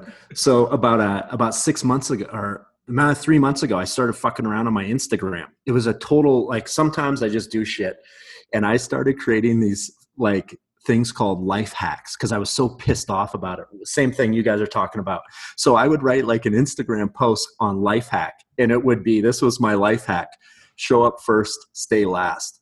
That was my whole life hack. You know, like work longer, work harder. Like, here's my health hack: drink water. Yeah. Drink water. Yeah, exactly. I mean, it's almost like, I mean, dude, like the amount of shit. I kind of like that. Woodske, I think we need to like have like a multi-platform campaign between all the good guys, the Knights of the Round Table, you know, the Templar Knights, and that we'll all put our hacks out, and it'll all just be like life hack. Make a long-term commitment and fucking grind every day, and maybe 6 or 7 years from now, you'll be there. We'll see then. Yeah, it's like Bert Soren always says, it's like overnight success in 20 short years, right? Well, here is my favorite life hack. When given the opportunity, buy the year membership. Don't buy the day. Like, I remember when, like, you know, as we moved out here, we didn't have that place to train, so I went to Gold's, and the guy's like, do you want like a week membership, a month membership? I'm like, no, I'll take a year. And he's like, why? I'm like, because then at least I know that I'll fucking come here for a year, you know, multiple days. And it's like, even on our training programs, people are like, oh, you know, I was in for 1 month. I'm like, dude, like that's the level of your fucking commitment. Buy a year, stay fucking for the party, and fucking invest in it. And but that's part of the problem too, man. I mean, people don't necessarily want to invest in anything because because what's the chance that tomorrow something shinier or better comes along and you have to jump into that? 100%. You see that so heavily now that it's even how people date. Right? Like that, our entire culture's become this way. Everybody is 1 foot in, 1 foot out, right? It's like my most recent fucking life hack on Instagram was focus less on followers and more on leadership. Give that a try, right? But that's not easy to do, like, because that puts all the fucking onus back on yourself. I have to, well, shit, I got to get better at something. I don't have to just show up and fucking have people like me. No, you got to take this life and fucking build it. And not everything is going to be perfect. There's going to be some major pitfalls. Like, we've had them in our lives. Other people are going to have them. But it's just, that's a part of the process, man. And so like when I like got tired of hearing people use the term grind for everything, like everyone's grinding, everyone's a warrior, everyone's a champion, like these catch terms. And it's like, I don't see it that way. Like, not everybody's going to play in the NFL. Not everybody's going to be an NCAA champion. And that is fucking okay. But the problem is when everybody thinks this life hack mentality and jack of all trades existence occurs, they start to think that everybody's got a legitimate shot. They don't have a legitimate shot because there's so much But volume. Isn't that part of the idea that I'm okay, you're okay, so let's be okay together? Like, and I always think like there's a kind of the feeling that, you know, if like the one thing that kind of struck me with social media is like, and I don't really care that everybody should be famous. Like, like I was thinking like, you know, because we're the same age, like pre-social media, like who was famous? I don't know, the people on TV. What year do you think pre-social media is? I don't have an answer to this, by the way. I remember pre-social media. Would it be 2000? No, 2000. For me, it's later. It's later for me. So the first kind of social media thing I ever saw was this chick showed me her MySpace page. And that was like Facebook era. Yeah, but I mean, that was kind of the first social media. But I don't really look at social media and starting. I mean, I remember when Facebook started. I mean, what was that, 2008? Mm-hmm. But then all of a before 5, 6, yeah. So back then it was like Charles Barkley would show up and he's not your role model. So then you bought his shit. It was like athletes and movie stars. Did I ever tell you about where I partied with Charles Barkley and his fucking wingman was Mr. Belding from Saved by the Bell? I've only heard the we gotta hear it. We gotta hear it. Oh, I did fucking whoop Dennis Rodman's ass, but and then we stole his bicycle. That's a hate crime. But no, we literally stole his bicycle. Well, and then he showed up at my house looking for his bicycle, and we had to throw him out because he basically took Parmesan cheese and started throwing it around my house. I'm a worm fan. I like the worm. That is fantastic. Yeah, that was a fucking weird day. But Charles Barkley, we're in Vegas, and we're at whatever the top Ghost Bar for Palms had just opened. And we see him, and we're over there because he still lived in Philly, and I used to see him around, so we're over there hanging out. And he introduces me to his road dog, his fucking wingman. And the dude, he goes everywhere, self-admittedly, hugging each other, saying, "We're best friends," Mr. Belding from Saved by the Bell.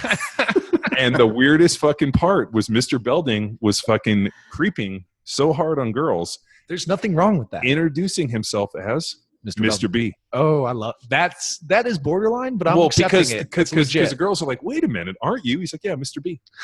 And he's over there fucking wrangling broads as the fucking principal for fucking Saved by the Bell. And I remember being like, now this is fucking... Is this during like... No, he mastered one craft and he's just using it. I respect that. You know what? No, this is in like the early 2000s. So, I mean, when did that stop recording? Like mid-90s or something? Who fucking knows? But I just remember looking at, I think it was Tony Gonzalez. I looked at Tony and I'm like, Mr. Belding and Charles Barkley are hugging, admitting that they're best friends. And Tony's like, dude, strange fucking world.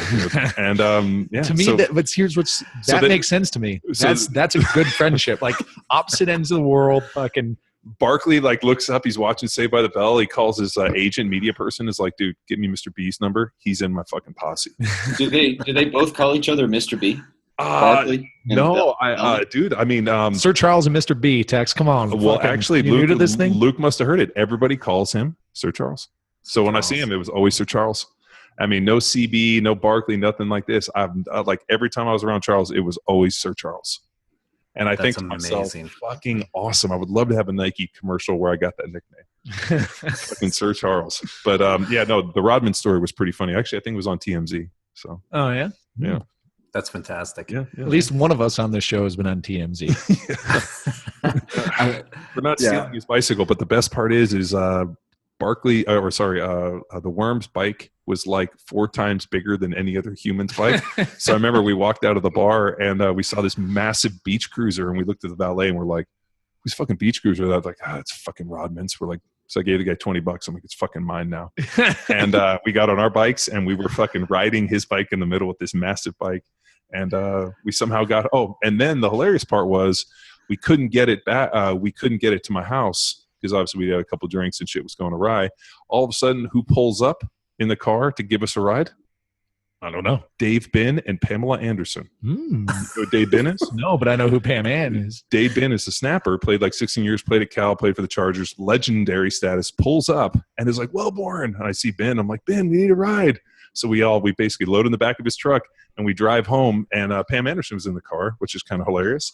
And Ben proceeded to hang out with us for like the weekend, and just literally rolling up. And I'm thinking to myself, I'm like, we just got in a tussle with Charles or with the Worm, Rodman, with Dennis Rodman, stole his bike and hung out with Pam Anderson. And Dave Ben took us home. So that was a weird weekend. That's a winning. Winning weekend. That's how you. That's what we call an NFL weekend. I have had tons of those. Dex almost threw up in his mouth because he hears all my fucking weekend stories and they're nothing like that. He's like, "Oh, we got drunk and we branded each other with fucking cigarette lighters." Yeah, I told you that in confidence, John, and I was 18 years old. I hadn't hit my NFL status yet. The best part is Luke goes off on these weird weekends and has never once invited me because he knows that if he fucking got totally weird, I would not only bring it up on the podcast, but also shame him. Not true at all. You're a lot of dead weight to fucking carry. That's why. I know you can't keep up with that fucking thing. Go hard. Dude, like I am the world's worst drinker. I get like 2 drinks in me, and it's like as if like there's like a ninja goes it like gets me on the neck, and I'm like, so fucking tired. So if Wellborn goes down in the middle of a crawl, like how are we going to get him out? Dude, that's the true talk. That's That is fatherhood. I saw somebody the other day listed. It's like parenthood is nothing more than just telling other parents that you're really tired, and them agreeing telling you how really tired they are, and then you guys just agreeing that everybody's tired. Aren't they great though? It's like my wife is always like, God, I'm so fucking tired. I'm like, I'm tired. You know who's not tired? These fucking kids. But pull you back on track. Your question about when did I think social media became like social media to me?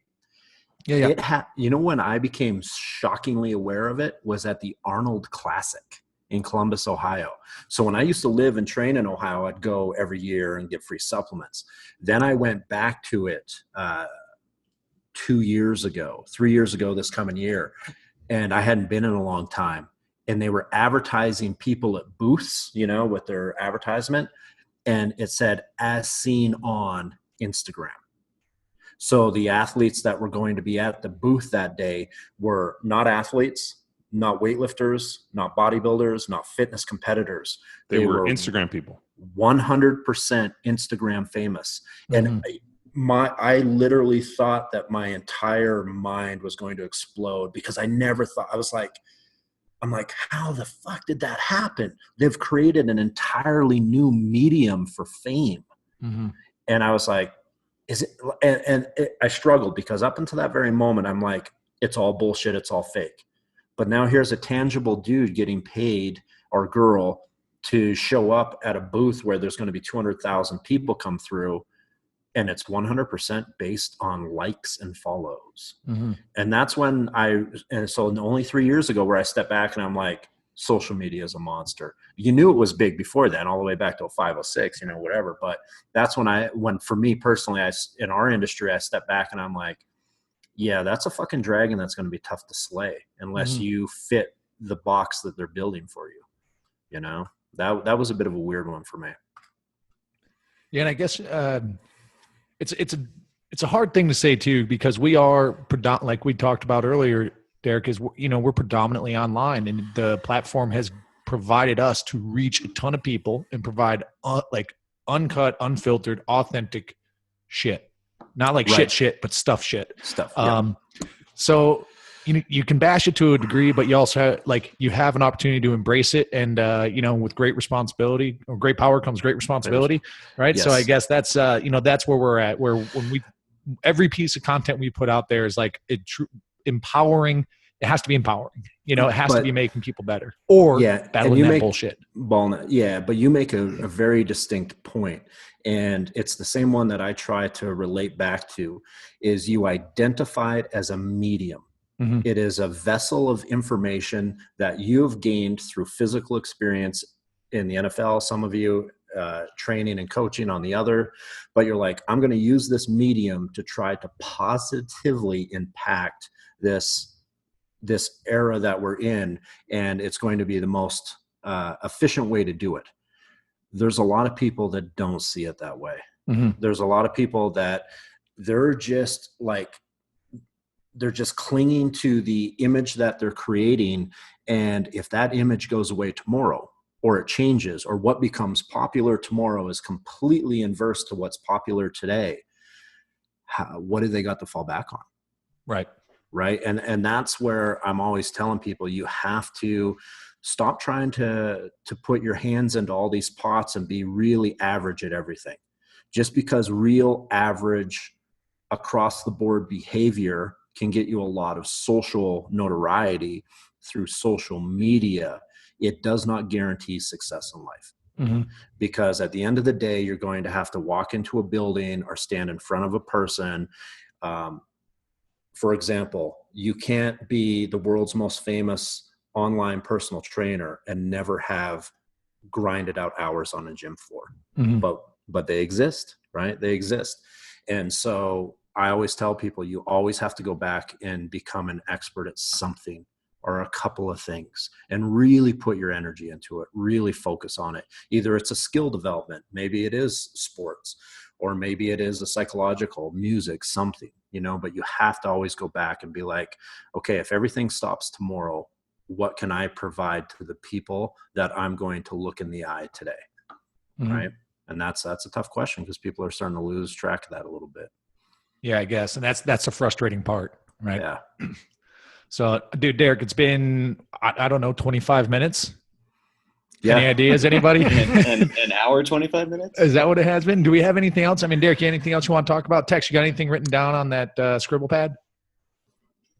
I wanted to but I mean, I'd love to get you back for another episode and go into the mental side of things. So John's got what he refers to as a performance model. So imagine a Venn diagram. So we have athleticism, you have skill, that could be sport, could be kind of music, I guess, whatever you want, and then mental. So when I was listening to your presentation at Summer Strong, that mental side, that's all I was thinking about, right? If we can increase the mental bubble of the Venn diagram, presents an opportunity for us for accelerated skill acquisition.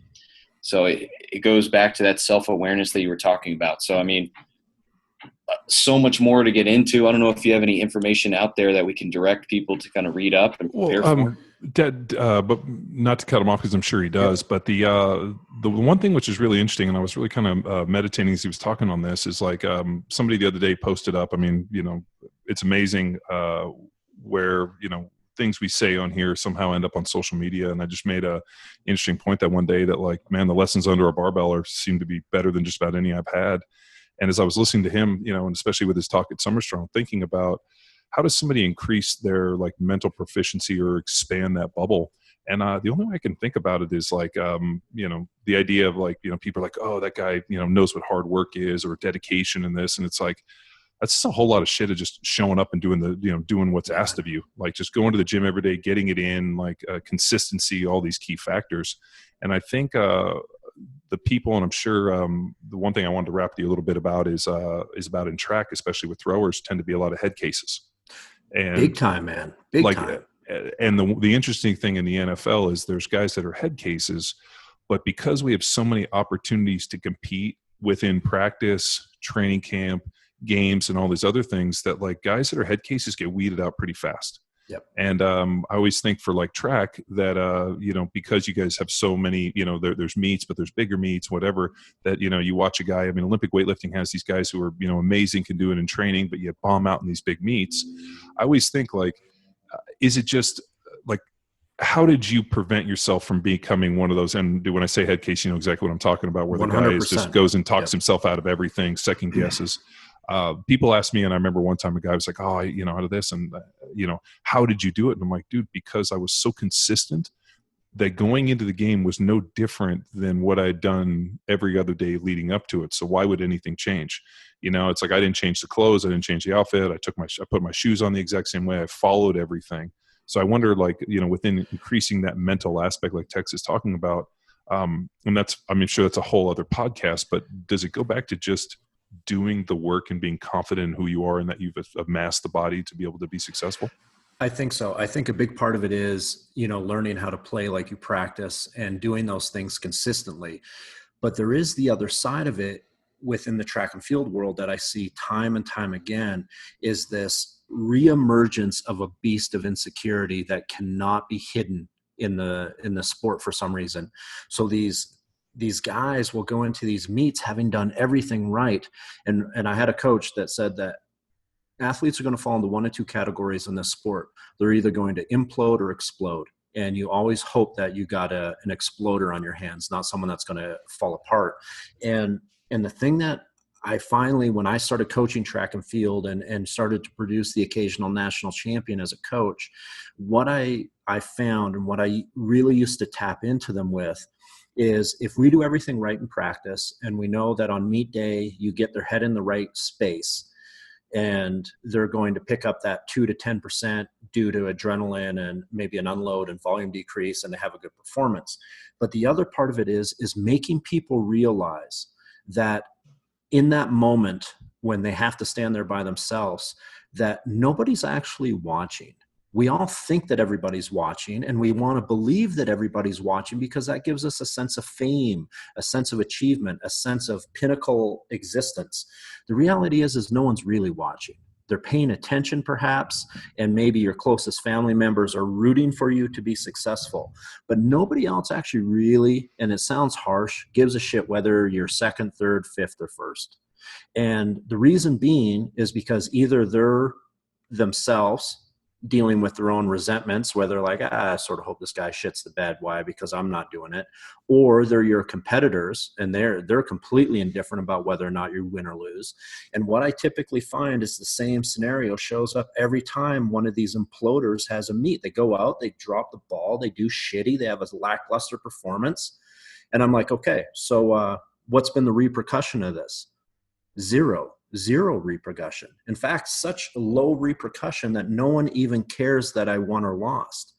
And that's when you start to get into my opinion, the psychology of it, where it's like you have to lose that inhibition, that fear that you're going to be judged or consequence of acknowledgments going to fall differently from first to third place.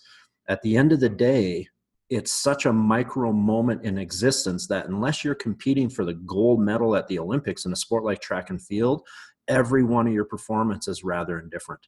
But it's very, very hard for people to believe that, because we want to put this maximum standard on every level when it comes to competing. But it's like, if you've done it right, you've prepared correctly, and you go in and repeat the dance that you've been practicing in practice, the implement should go based off of those basic physics. So if it goes less than that, or it starts to deviate from that world and go out of bounds, or you fall apart technically, that is 100% your psychological manifestation of judgment that's causing you to completely corrode as a physical athlete. You're so afraid of opinion that it's manipulating your physical traits. I was saying too, it goes back to, have you done the prep or the work in preparation? Like we used to run into it all the time. The only guys that were nervous were the dudes that didn't watch film, didn't practice, or didn't fucking do all the little things. I mean, we watched, we had it down. Like we watched, within, pre and post workout, we did roughly, it was 45 minutes. It was an hour and a half, 3 to 4 days a week. So we knew we watched I think it was 4.5 to 6 hours of film. The guys that didn't show up to watch it, it was just kind of one of those things where there was a set amount of work that you needed to do to be able to be successful on Sunday. You had to practice, you had to do a X amount of reps. And if you did all that shit, you lifted the weights, you did everything, then going into the game on Sunday, there should be no question in my mind that I've done the preparation behind me. And now it's just a matter of going out there and fucking, having the wherewithal to be able to just go out and do it. And a lot of pride about you to not get your ass beat. Because you're throwing the hammer and it's like this inanimate object. All of a sudden that inanimate object is a moronic defensive line across from me that can't count to 3, but yet has the ability to make me look like a fool. Now all of a sudden you got this and I could see where guys are it's so different in that playing football we had, let's say, 70 chances to go out and do it. You're out there, and how many throws you get? 3. If you make finals at 6, your entire sport that day is going to last 12 seconds, right? Yeah. And so when you show up that day, if you're mentally worried about anything, the opportunity for failure is so high, right? And that's what I always used to tell people. It's like elite performance in a power sport like track and field is when you bring energy and it meets your preparation, right? So execution and energy on meet day is the thing that should make you perform well. But you can't execute if you haven't had any buildup or establishment of technique, right? Like the technique should not change. You might get a little tight, a little nervous. You might get a little adrenal leg shake, but you have to be able to harness that. Because all the best athletes in the world in that sport, they all got a little adrenal leg shake, right? Sure. The difference is that in their mind, they don't let that, because you know the feeling, every athlete does. When you get that real adrenal dump that catches you off guard, the conscious sensation is weakness. Like you feel like, oh, my legs are shaking, I feel unstable. The reality is you're basically running on a fuel that your body doesn't normally get to play with. And if you just stick to the execution of rehearsal, of positive grind, of training and isolation, all that shit comes to a head and you've done your work, then that adrenaline is the drug that you've been waiting for. and you just repeat what you normally do. And it fucks with their head, because in practice, a 20-meter throw at 100% effort feels XYZ. On meet day, when the energy's arrived, if you make that same exact throw, it may only feel like 75% effort, but it'll still go 20 meters because you're getting to play with the rocket fuel that showed up in the moment. But the problem is what do people do when they feel weak? They think they have to change. They think they have to do things differently. And that always shows up in athletes that have no self-confidence in themselves, no belief in their system, or the big problem, the realization on meet day that they have not crossed all the T's and dotted the I's. And John, you wrote The Haze in the Barn in 2013. And that's, what I was immediately thinking about, and I guess. That's also when you look at for me, failure's an opportunity, right? That's like another cliche thing to say, but that's only if you know that you've put it all in and you've put it all out. And even if you get the rocket fuel, you roll up short, then you get humbled and you learn. Well, what always kind of bugged me a little bit is people are like, oh, if you've done everything right, you don't win, then you don't feel like a loser. And I'm always like, no, you still feel like a fucking loser if you don't fucking win. Losers. Yeah, and it's not a good feeling, but there's a way to grow from it. But there's and I think what the deviation is I always, and I've accused people of this shit. You remember in high school where I remember this guy tried to make fun of me for getting a good grade. And he's like, oh, on this. I'm like, so wait a minute. Why didn't you try? And I came to the realization that people are like, well, I didn't try. So then if they failed, then they could just say, hey, I didn't try. You busted your ass. And I remember fucking getting good grades and these dudes trying to make fun of me. And I'm like, so wait a minute, you're making fun of me that I'm getting good grades. So it's cool to get fucking bad grades. And I'm like, I remember that clearly as a kid. A fucking idiot. Yep. But I also remember well, I could have got a good grade if I tried. And I'm like, well, why didn't you try? Well, I didn't want to. And I'm like, I'd rather fucking try and fail, and say, fuck, I put it all forth than not. And I think a lot of people I played with did the same thing where, I didn't really train that hard so that if I, did get my ass beat, at least they have an out. I never wanted to fucking out. Mm-mm. I wanted to own it. If I fucked up or you beat my ass and I put in all this effort, then you were better and I own this. And then I have to fucking go back and figure out a way around this. And the one that Luke was talking about with the hay in the barn, Bubba Miller was our center in Philadelphia, and he was a farm dude from Tennessee, and he would always say it. And finally, I ain't gonna grow up on a farm, dude. I grew up in Southern California and fucking Palos Verdes. And I asked him one time, I'm like, what's this hay in the barn thing? And he asked me, he's like, well, dude, you didn't grow up on a farm. I'm like, no, dude, I grew up in fucking near LAX. He's like, well, in the farm, the work doesn't get done until you stack all the hays in the barn. And when you shut it in and all the hay's in there, then it's time to leave. And you don't leave until it's done. So when the hay's in the barn is when, the work's been done. Now it's time to go on. And he goes, we did our work. The hay's in the barn, time to go play football. Yep. And ever since then, that became, just such a mantra to the point where China Cho, who's kicking ass in CrossFit, still texts me before she's right about to go out there. All of a sudden I see China give me a text on Saturday morning and I'm looking and it's like, hay's in the barn. Right. And I'm sitting there and I'm like, dude, to me that's as cool out there as anything. But that idea that I did the work, I'm proud of the work I've done. I shut the door. There's nothing more to do. Now I just got to go out and fucking let excellence happen. And I just think that, and I'm sure you've run into throwers or guys that you've played with or worked with who didn't do what they were supposed to do. And still it fucking eats them up. I'm sure you've run into guys that are like, man, and you're like, dude, you didn't do what you were supposed to do. You didn't fucking do what was asking. You didn't get a chance to go as far as you needed to. And you will forever live with that shit on your fucking sleeve, man. And I never wanted to be that person. I never wanted to live with that regret. So, but Derek, an interesting thread you put in, you could do all the work, but if you don't have faith in the system, then that also becomes that sliver of doubt. Yeah, man. That could fold you. And I think there's a lot of people that are continuously trying to incorporate doubt into their system. And those people are very fucking frustrating to me because they don't have faith in themselves, for one. They may not have faith in their training, for another. But they're always hanging on to a little bit of doubt because, like you're saying, it's their out. It's their on the day. For me, meet day was what I looked forward to all week. I love to practice. I fully admit it. I was a guy that loved the camaraderie of training. I liked being in the weight room. I liked the bullshitting. I still do. but I loved going to a meet and being able to just allow this side of my personality to become present. It was almost like a character on a stage.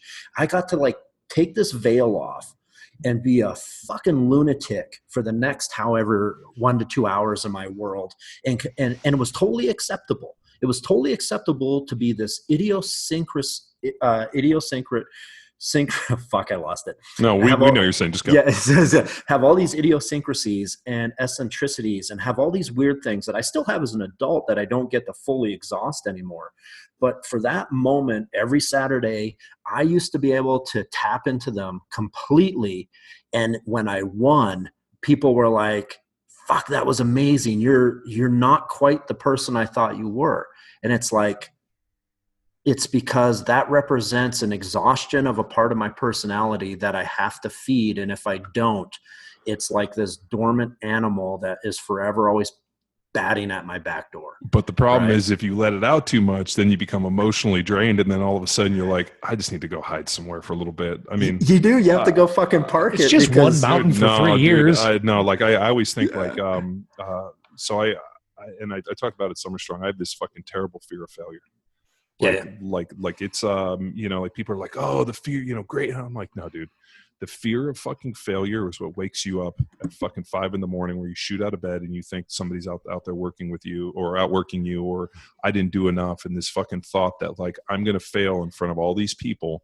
Mm-hmm. And, and I'm not going to fucking let myself down. I'm not going to let my family down. I'm not going to let anybody down. And, that fucking fear of failure. I remember going out and playing and being so fucking wound up and thinking to myself, like, I'm going to go out and fucking beat this guy so hard, so early that he's going to quit. And then I'm going to at least be able to take a fucking breath. And I remember going out with like the Tyson thing where I'm just like, I'm going to take big blows and try to hurt people early. And then like seeing the dude give up and then being able to give myself a sliver of like, okay, now I can go fucking do this because I know I got it. And like, and then almost getting done and like this feeling of like not even like excitement, almost like this feeling of relief where you're like, okay, now I can fucking relax a little bit because I've been on pins and needles and eggshells for for the entire week leading up to this. Right. And, and like people have always asked me about it. I'm like, I don't recommend that fucking mindset at all because it's extremely fucking like it'll eat you alive. But for the people, it is exhausting. Yeah. And like for the people that I know that had that, like they could play at a high level with it and that was their rocket fuel. And other people was this, money or fear of this. And I'm like, no, dude, I just wanted to fucking beat the dude fast enough to where he'd give up a little bit. And then I could at least fucking ratchet it down a notch so that I could enjoy what I'm doing. And I think for you guys too, especially, with the track stuff, having so few opportunities. I mean, like what always blew me away with the Olympic sports, especially track, Olympic weightlifting, is that every 4 years you train 4 years for fucking one opportunity. Like for me, I don't know emotionally if I could fucking put that volume of work together over 4 years and have like, all of these to work to one point. Like I liked football, training off season, get into training camp, play, 16 games, do the whole deal and then get it again. I just have always been in awe of track, Olympic weightlifting and these fucking Olympic sports because it's so it's a lot of time. We just went through that with my athletes. So we'd been training together for 3 years and he trains out with Judd and Ashlyn and I was doing all his performance development and we'd been on this trajectory that was 100% set for the Olympics. Everything was going great. In fact, in the Olympic year, he won USA indoors, goes to Worlds, ranked in the top 4 in the world. He did not make it out of qualifying at the Olympic trials in the US. Just happened there, and so it's like we took a break from each other because we're friends as well. Like, it's almost like a relationship where we didn't talk for a couple months, right? Because we've been on this like 3-year road where he should have just been top 3 at USA's, goes to that Olympic Games, and everything was meant to be that way until it wasn't. And so I just gave him a space. I was very honest with him about how I felt it went. There was mistakes made. There was overthinking, the whole 9 yards. Then when we got together and sat down, it was 4 months later, and we started to look at the nuts and bolts and the practicality of it. It's like, that's where a lot of this comes from. It's like, Here's the problem. You put so much fucking pressure on yourself to make the team that you failed yourself. Now, here's the irony. No one, not one person, gives a fuck that you didn't make that team. You know why they don't give a fuck? Because they did make that team. Congratulations. You just did your job and failed. And that's a hard fucking thing to hear. But that's how simple it is. So when you're sitting there preparing yourself to lose because you're afraid of the consequences of opinion, congratulations. You just did their fucking job. Awesome. Good on you. You've just done the one thing that they couldn't do. Get inside your head, right? And you did it for them. And that's the part. And then there's the other side of it. The other side of it, which is even more simplistic, is no one really cares if you made the team or didn't make the team outside of your immediate family 6 months later. So you put all this brutal energy on yourself and fear of failure on yourself. And 6 months later, everybody's still going to work every day. The world's still going, shit's still happening. And now you're the one that has to deal with the fact that you were afraid of your own success in that moment. And it caused you to lose your focus.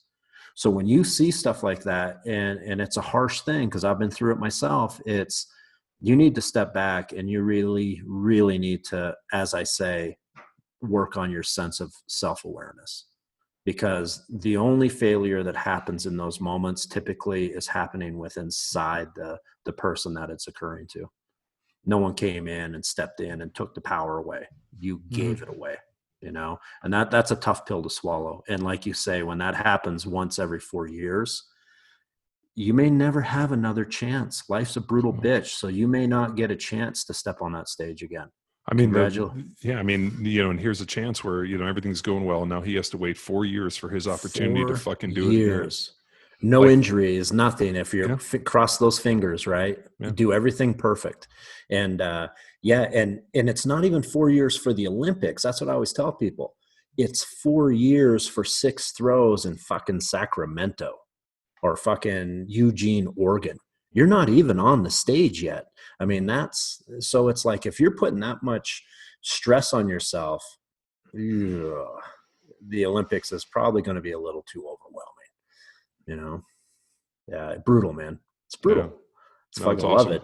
But I mean, that's why, whenever people ask me like, oh, I'm like, dude, I'm glued to the Olympics. And I'm pissed that they don't like show every event, that there's no fucking pay-per-view where I could watch it. Yeah, well, you can pick them on if you stream them. You can. Yeah. Well, if you stream, that's what we were doing. We were watching stuff, but like, the emotion in the Olympics is so fucking real. Because people have trained, like I remember watching like the gymnastics girls and like America kicked fucking ass, but the teams that didn't, seeing like the absolute fucking heartbreak of the girls that didn't fucking do what they were supposed to. And to me, like as much as I love seeing like the cheers and the gold medals and whatever, I always watch the people that didn't execute, or the person like this person's a shoo-in, they're supposed to win the gold and then they don't. Man. And like they can't fucking hide because the camera is on them and they're doing their best to try to not be seen. And to me, dude, like that fucking emotion, man, like to be able to put yourself out there, most people don't have the fucking balls to put themselves out there. And then like, so for me, man, I always commend it and I'm always stoked for it. So no, I'm just pissed that we don't get to see more of it. Yeah, I'm in the same boat. It's I love the triumph of the human spirit against like that insurmountable odds. It's like when you see that moment and it's captured, it is the reason why I believe that jack of all trades are fucking ruining our culture. Because when I see that moment where someone has invested that much time and they get paid for it through their own success, fuck, is there anything greater, right? Well, I mean, it's kind of easy for mediocrity. I mean, it's easier to be mediocre at a bunch of stuff than it is fucking great at one thing. True story. Yeah. True story. Yeah. Like people would rather stop at McDonald's than wait 10 minutes and find that one great burger place that'll change your life. It's just how we've been trained at this point. No, not us. No. Yeah, we'll fucking drive for a burger. Like, where's a burger? McDonald's.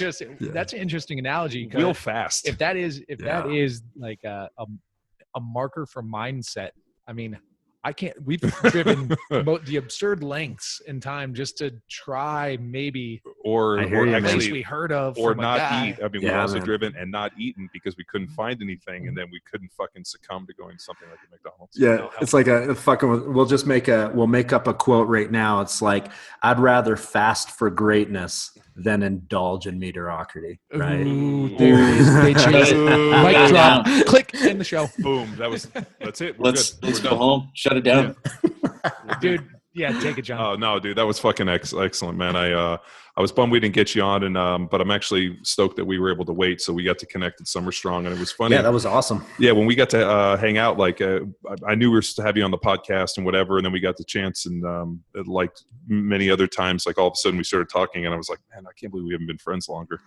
You know, it's like Yeah, it's weird, right? yeah, no, I mean, and we've had that, you know, like Summer Strong was cool like that. Like there was people I met, and I was like, man, I'm excited that we got to meet. I'm sad that we haven't been friends longer because, you know, like the thing which kind of bums me out a little is, so when I played football, I was such an isolationist that I wish there was more social media and more events that when I was playing, I could have been more involved to have a much bigger genealogy and friendship, because I mean, just through things like Summer Strong, the podcast and all we've been doing, man, like we've, you know, connected with people like Derek, and fuck dude, it's awesome. And stoked, man. Thank you for coming on.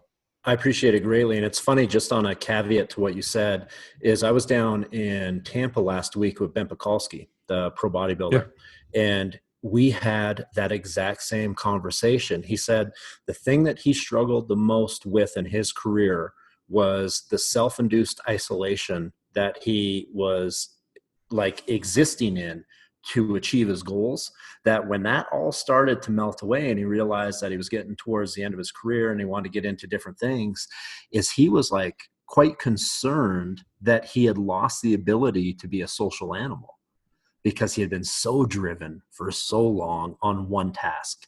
And I think that is a topic, like, and I've talked to Bert about this, but it's like power athletes, big athletes, athletes that played a lot of different sports, when you put them all together and you talk about that transition, and you could even put a lot of these tier 1 military guys into this category.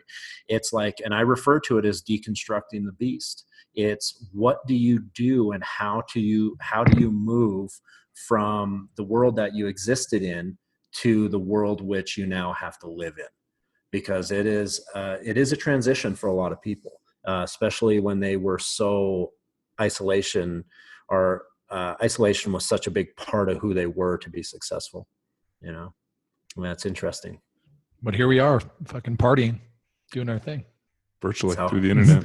That's how it works. Derek, hey, you want to point anyone anywhere? Social, website? Yeah, you know, my social media. Any quick life hacks for people? Yeah, exactly. My social media is really simple. It's just Facebook /Coach Woodske. It's the exact same information, give or take, that you get on my Instagram, which is just my name, Derek Woodske. I do have a website that I'm messing around with, but it's just Ecobolic, spell it like it sounds.com. And that's just going to be where people send in articles related to strength and conditioning and life, and then I'll post them up for them. But yeah, social media, I keep it pretty simple. I do write a lot on Instagram. I think in the last 3 years, I've written 100,000 words, but it's just been a creative release, right? It's never really thought much of it other than that. There you go, people. Derek, thanks again, man. And safe travels on upcoming trips. Sounds like you're all over the place. Great. Thank you very much. I appreciate it. Thanks for having me. Thank you. Thanks, Migo. Awesome. Now it's time for you to empower your performance. You can find Coach Woodske on Facebook, where he's quite active, and on Instagram under the name @DerekWoodske. Keep your eyes peeled as well for that developing website, ecobolic.com. And remember, in December, we are hosting the Power Athletes Symposium in Austin, Texas. You guys are not going to want to miss out on this, so please check out powerathletehq.com/events for more details and tickets to get your ass to the Power Athlete Symposium this year. Until next time, bye!